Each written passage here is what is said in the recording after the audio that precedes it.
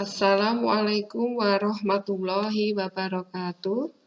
Alhamdulillah berjumpa lagi dengan Bu Guru dalam Mubel Bahasa Indonesia. Semoga anak-anakku sekalian dalam keadaan sehat walafiat.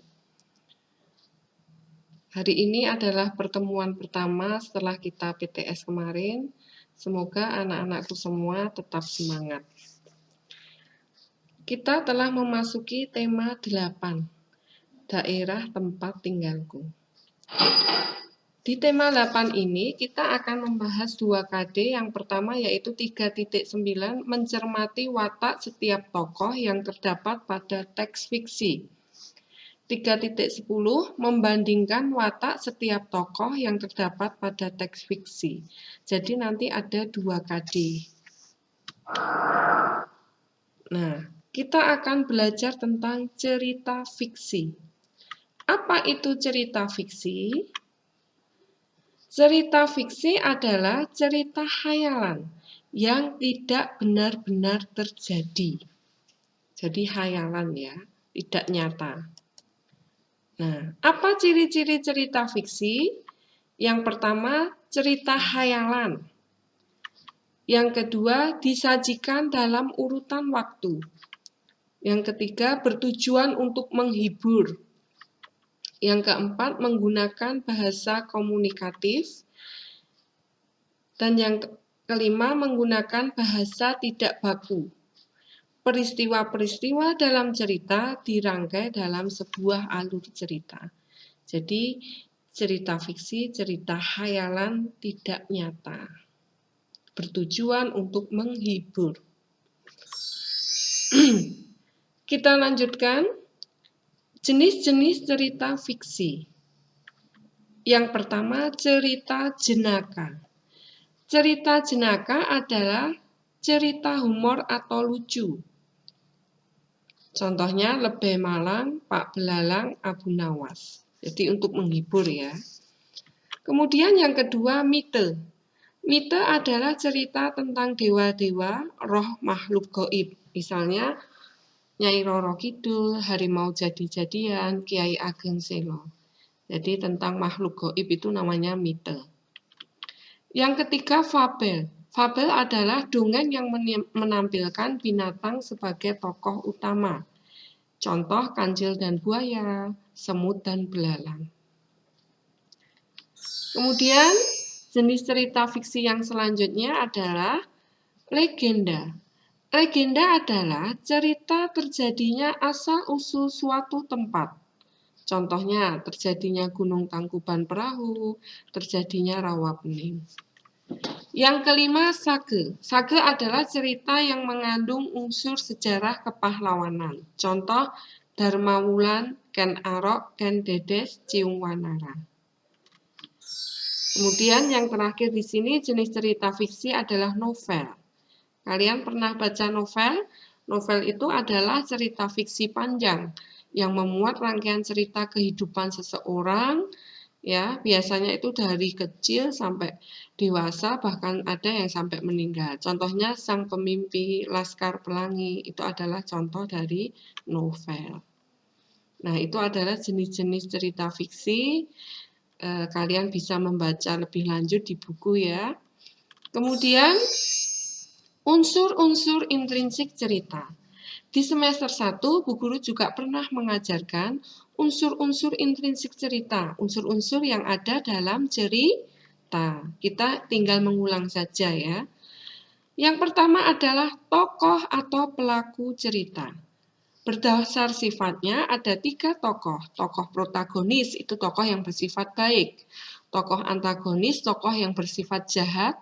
Dan yang ketiga, tokoh tritagonis bersifat pelengkap. Nah, berdasarkan perannya ada 2, tokoh utama dan tokoh tambahan. Nah, tokoh utama ini tokoh yang memiliki peran penting dalam cerita, ditampilkan terus-menerus dan mendominasi cerita. Jadi sering muncul dalam cerita. Kemudian tokoh tambahan adalah tokoh yang dimunculkan sekali atau beberapa kali dalam cerita untuk menghidupkan cerita. Jadi hanya tambahan saja, munculnya tidak sesering tokoh utama ya kalau tokoh tambahan. Kemudian unsur yang selanjutnya yaitu unsur yang kedua, watak atau sifat. Sifat tokoh digambarkan melalui percakapan, ekspresi atau tingkah laku. Jadi dengan ekspresi, percakapan, tingkah laku kita bisa melihat sifat seseorang, watak tokoh tersebut ya. Kemudian yang ketiga, latar atau setting. Latar ada 3, yaitu latar tempat, waktu, dan suasana. Yang keempat, tema. Tema itu gagasan pokok atau ide yang mendasari sebuah cerita. Yang kelima, amanat. Amanat itu sama juga pesan moral, yaitu nasihat yang disampaikan pengarang kepada pembaca. Dan yang terakhir, konflik. Konflik itu masalah ya, pertentangan masalah yang terjadi antar tokoh. Nah, untuk lebih jelasnya, Bu Guru akan mencontohkan satu jenis cerita fiksi. Nanti kita identifikasi apa unsur intrinsik dalam cerita tersebut. Kita baca dulu ceritanya. Di sebuah hutan hiduplah kepompong dan semut. Semut selalu menghina kepompong karena tidak dapat kemana-mana untuk jalan-jalan melihat sekitar hutan. Pada suatu hari terjadilah banjir dan semut terjebak di sebuah tanah yang agak berair dan ia pun teriak minta tolong.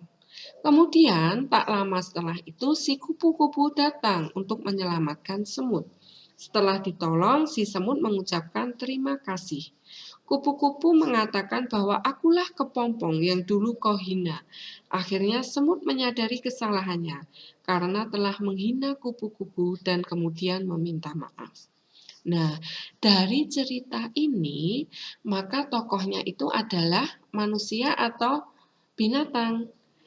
Semut, kupu-kupu, kepompong. Tokohnya apa? Binatang ya. Nah, karena tokohnya binatang, maka di jenis ceritanya adalah cerita apa?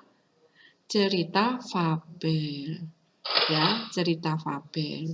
Nah, di sini tokohnya siapa tadi? Semut, kepompong, kupu-kupu. Watak atau sifat semut yaitu sombong. Jadi menghina kepompong ya. Menghina, sombong ya. Kemudian watak kepompong sabar ya, meskipun dihina tetap sabar. Kemudian kupu-kupu yang tadinya jadi kepompong sekarang sudah jadi kupu-kupu, wataknya bagaimana? Suka menolong. Meskipun dulu waktu jadi kepompong dihina semut, kupu-kupu suka menolong dan bijaksana. Bijaksana karena apa? Mau memaafkan semut. Nah, kita sudah bisa mengidentifikasi dua unsur intrinsik. Yang pertama tokoh, yang kedua watak atau sifat. Ya. Kemudian yang selanjutnya adalah latar. Latarnya tadi di mana? Tadi disebutkan di sebuah hutan. Jadi di hutan latar tempatnya ya.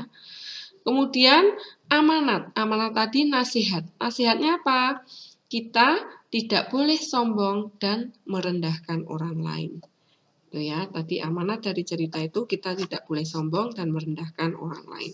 Nah, dari situ kita sudah bisa mengidentifikasi unsur intrinsik cerita. Nah, supaya anak-anak lebih jelasnya, Bu Guru akan memberikan latihan soal ya.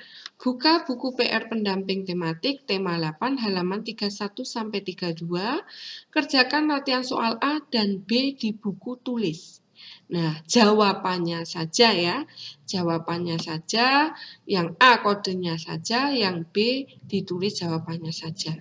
Hanya yang A5, B5. Jadi 10 nomor ya.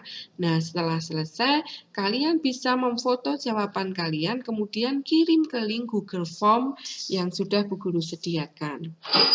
Nah, ini ya, untuk halaman 31, kemudian yang ini untuk halaman 32. Ya, dari Bu Guru cukup sekian dulu, semoga bermanfaat. Kalian supaya tambah ilmunya, sering baca-baca buku ya, hal-hal yang bermanfaat. Bu Guru akhiri, sebelum Bu Guru akhiri, Bu Guru sampaikan tetap sholat 5 waktu, baca Al-Quran, jaga protokol kesehatan ya, supaya kita segera bertatap muka di madrasah ini. Ya, demikian yang Bu Guru sampaikan. Tetap semangat anak-anak. Wassalamualaikum warahmatullahi wabarakatuh.